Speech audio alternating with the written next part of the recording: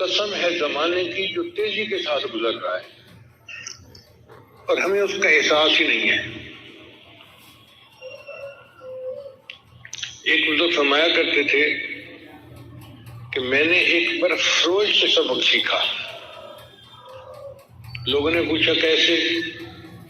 کہنے لگے کہ گرمی کا موسم تھا، ایک برف فروش جو ہے وہ برف بیچنے والا کھڑا تھا، مگر کوئی گاہک نہیں تھا، اس سے کوئی خریدنے والا نہیں تھا، اور اس کی برف پگھل رہی تھی اور وہ بڑا پریشان تھا، اور وہ کہہ رہا تھا لوگوں رحم کرو اس شخص پر جس کا سرمایہ پگھل رہا ہے، کہ اگر آپ لوگ نہیں خریدیں گے تو میری تو برف پگھل جائے گی، کسی کام کی نہیں رہے گی اور میری تو نقصان ہو جائے گا۔ تو وہ فرمانے لگے کہ مجھے اس نصیحت یہ آئی کہ اگر اس کی برف پگھل رہی ہے تو ہماری بھی تو عمر وقت کے ساتھ ساتھ ختم ہو رہی ہے۔ غافل تجھے گھڑیال یہ دیتا ہے منادی، گردوں نے گھڑی عمر کی ایک اور کٹا دی۔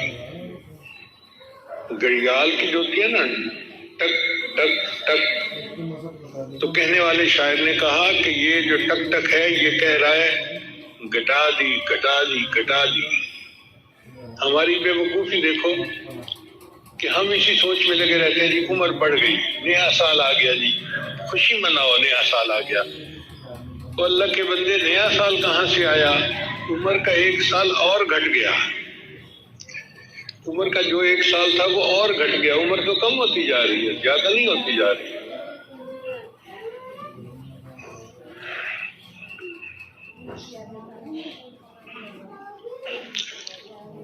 یہ وقت بھی عجیب چیز ہے۔ کسی نے کہا کہ وقت وہ ہے جو بچوں کو بوڑھا بنا دیتا ہے۔ اپنی آنکھوں سے ہم نے جن کو بچہ دیکھا تھا آج ان کے سفید بال ہو گئے۔ تو وقت کیا ہے؟ جو بچوں کو بوڑھا بنا دیتا ہے۔ ایک دوسرے نے کہا کہ وقت وہ ہے جو ہاتھوں سے چوڑیاں لے لیتا ہے اور چہرے پہ جھریاں دے دیتا ہے۔ وقت وہ ہے جو ہاتھوں سے چوڑیاں لے لیتا ہے اور چہرے پہ جھریاں دے جاتا ہے۔ جو لڑکی آج دلہن بنی ہوئی تھی وہ کل بوڑھی بڑی ہوتی ہے، چہرہ چھوارے کی طرح بنا ہوا ہوتا ہے۔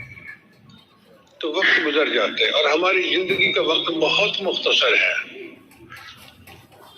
تو فرمایا والعصر، قسم ہے زمانے کی، زمانہ اس بات پر گواہ ہے۔ لوگوں اگر تم یقین کرنا چاہتے ہو تو تاریخ انسانیت کو ذرا غور پکڑ لو۔ قوم عاد کے ساتھ کیا ہوا، قوم سمود کے ساتھ کیا ہوا، قوم صالح کے ساتھ کیا ہوا، قوم لوط کے ساتھ کیا ہوا۔ اگر قریب کے زمانے میں دیکھنا چاہتے ہو تو بنی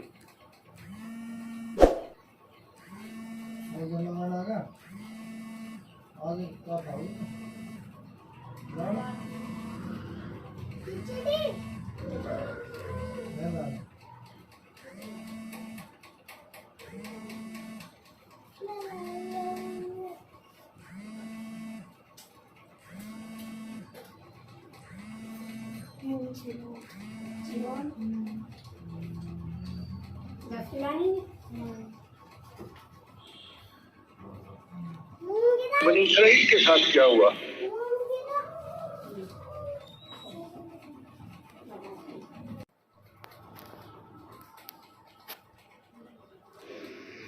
زمانہ اس بات پر گواہ ہے، جس نے منمانی کی زندگی گزاری وہ تباہ ہوا، اور جس نے اللہ کی فرمانبرداری کی زندگی گزاری وہی کامیاب ہوا۔ لوگوں ہم جو بات کر رہے ہیں وہ اتنی پکی بات ہے کہ ہر انسان خسارے میں ہے سوائے ان لوگوں کے جن کی شرائط ہم آگے بیان کریں گے۔ والعصر ان الانسان لفی خسر۔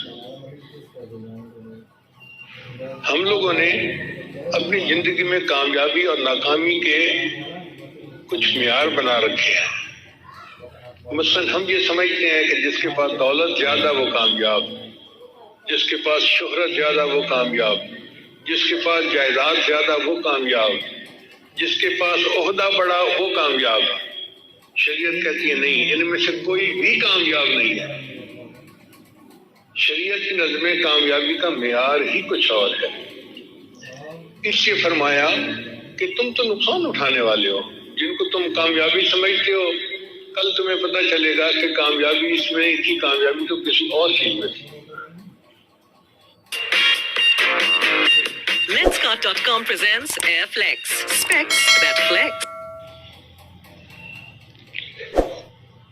صحابہ کرام میں سے بعض حضرات ایسے تھے جو بہت فقیر تھے، جیسے ابو ذر غفاری رضی اللہ تعالیٰ عنہ۔ نبی علیہ السلام فرمایا کرتے تھے کہ جس نے عیسیٰ علیہ السلام کا زہد دیکھنا ہو وہ ابو ذر کو دیکھے۔ ابو ہریرہ رضی اللہ تعالیٰ عنہ بہت فقیر انسان تھے، فرماتے تھے کہ مجھے بھوک ہوتی تھی اور بھوک کی وجہ سے میں مسجد نبی کے دروازے کے اوپر بے ہوش ہو کے گر پڑتا تھا۔ لوگ سمجھتے تھے مرگی کا دورہ ہے، حالانکہ میں تو بھوک کی وجہ سے بے ہوش ہوتا تھا۔ اب آپ بتائیں کہ جو بندہ بھوک کی وجہ سے بے ہوش ہو کے گر پڑے وہ کتنا غریب ہوگا۔ اور یہ وہ صحابی تھے جنہوں نے محدثین کا امام بننا تھا، امام المحدثین بننا تھا۔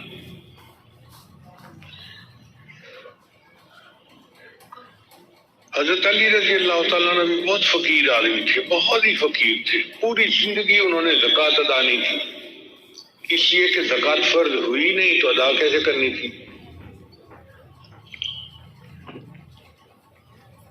نہ اپنا گھر رہنے کے لیے تھا، نہ پیسے تھے۔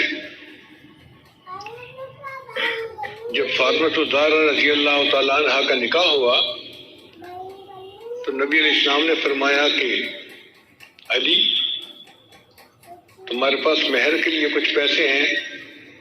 اے اللہ کہ بھی میرے پاس تو کچھ پیسے نہیں۔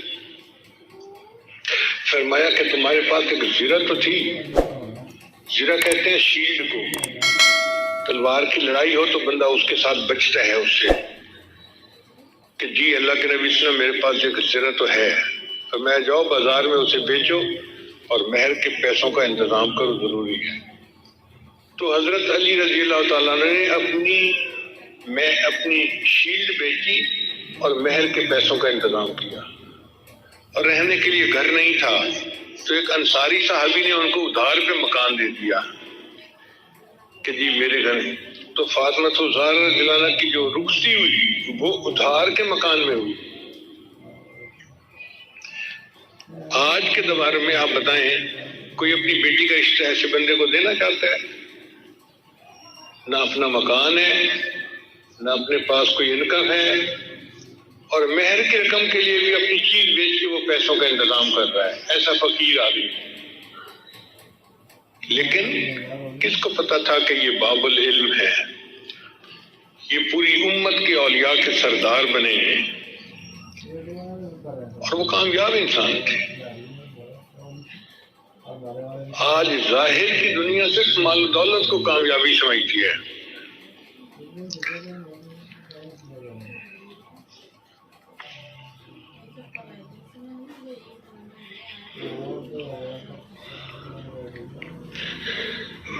علامہ اقبال نے لکھا، خرد کو خیرہ کرتی ہے چمک تہذیب حاضر کی۔ خرد کا مطلب عقل۔ خرد کو خیرہ کرتی ہے چمک تہذیب حاضر کی، یہ سن آئی مگر جھوٹے نگوں کی ریزہ کاری ہے۔ یہ دھوکہ ہے سرا کہ دولت کو، چمک دمک کو کامیابی سمجھنا۔ میں بڑا کامیاب، میرا کاروبار بڑا اچھا، میری انڈسٹری چل رہی ہے، میرا بزنس چل رہا ہے، مجھے پیسے آ رہے ہیں۔ بھئی یہ کامیابی نہیں ہے، خسارے میں ہو۔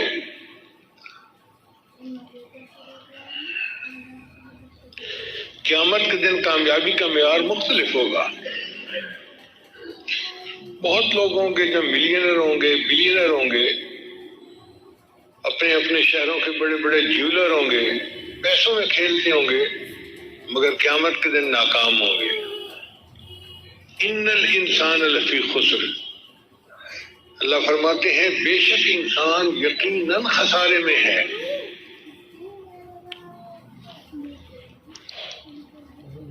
تو اگر انسان خسارے میں ہے تو پھر یہ اس خسارے سے نکل کیسے سکتا ہے؟ اس کے لیے اللہ نے 4 شرطیں بتائی ہیں. ہمیں چاہیے کہ ہم ان 4 شرطوں پر غور کریں اور ان صفات کو اپنے اندر پیدا کرنے کی کوشش کریں. پہلی شرط الا الذین آمنوا، سوائے ان لوگوں کے جو ایمان لائے. ایمان کہتے ہیں اللہ کو اس کی صفات کے ساتھ ماننا، اللہ کے رسولوں کو ماننا، کتاب کو ماننا، ملائکہ کو ماننا، قیامت کے دن کو ماننا اور تقدیر کے اوپر ایمان لانا. ان چیزوں کو ماننا یہ ایمان کہلاتا ہے. ایمان مجمل اور ایمان مفصل ہم پڑھتے ہیں. آمنت باللہ کما ہوا باسمائہ وصفاتہ وقبلت جمیع احکامہ. یہ تو مختصر سا ہو گیا، اور مفصل یہ ہے آمنت باللہ وملائکتہ وکتبہ ورسلہ والیوم الآخر والقدر خیرہ وشرہ من اللہ تعالی والبعث بعد الموت. اس کو پڑھنا، اور اس کے 2 درجے ہیں. اقرار باللسان، زبان سے اس کا اقرار کرنا، و تصدیق بالقلب، اور دل سے اس کی تصدیق کرنا. جس بندے نے بھی کلمہ پڑھ لیا اس کو مسلمان کہا جائے گا. اب اس نے صرف زبان سے پڑھا ہے یا دل سے پڑھا ہے، یہ معاملہ اللہ کا ہے، بندوں کا نہیں ہے.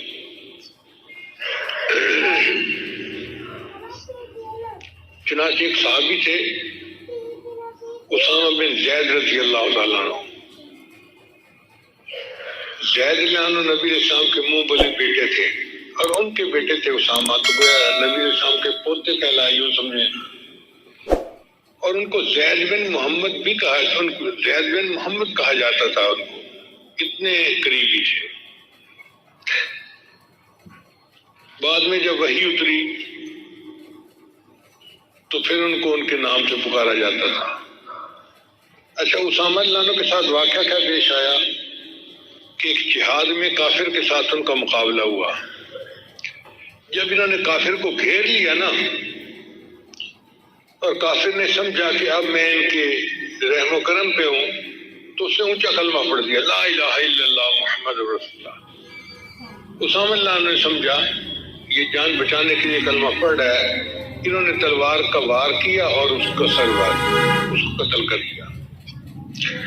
اب دل میں خلش سی تو آ گئی کہ میں نے ایک عمل تو کیا ہے، مجھے نبی علیہ السلام سے پوچھنا بھی چاہیے، بیٹنگ کروانی چاہیے. چنانچہ نبی علیہ السلام کی خدمت میں حاضر ہوئے اور آ کے عرض کیا، اے اللہ کے رسول، میرے ساتھ یہ واقعہ پیش آیا، کافر میرے ساتھ لڑ رہا تھا، جب میں نے اس کو زیر کر لیا تو اس نے جان بچانے کے لیے لا الہ الا اللہ پڑھ لیا، تو میں نے تو تلوار کا ایک وار کر کے اس کا کام تمام کر دیا. تو نبی علیہ السلام نے فوراً غصے سے کہا، الا شققت قلبہ، اسامہ کیا تو نے اس کے دل کو چیر کے دیکھ لیا تھا؟ تو کیا کرے گا جب قیامت کے دن کلمہ تیرے سامنے استغاثہ پیش کرے گا؟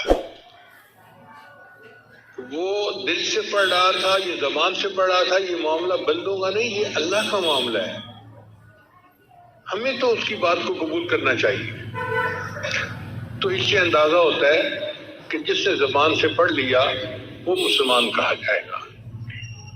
حضرت عمر اللہ عنہ فرمایا کرتے تھے، نحن نحکم بالظواہر واللہ اعلم بالسرائر. ہم تو ظاہر پہ عمل کرتے ہیں، حکم دیتے ہیں، اور اندر کا معاملہ تو اللہ کے اوپر ہے. وہ تو قیامت کے دن اللہ جانے گا کہ اندر کا معاملہ کیا ہے، ہمارے اوپر اس کی نہیں ہے بوجھ. چنانچہ جس میں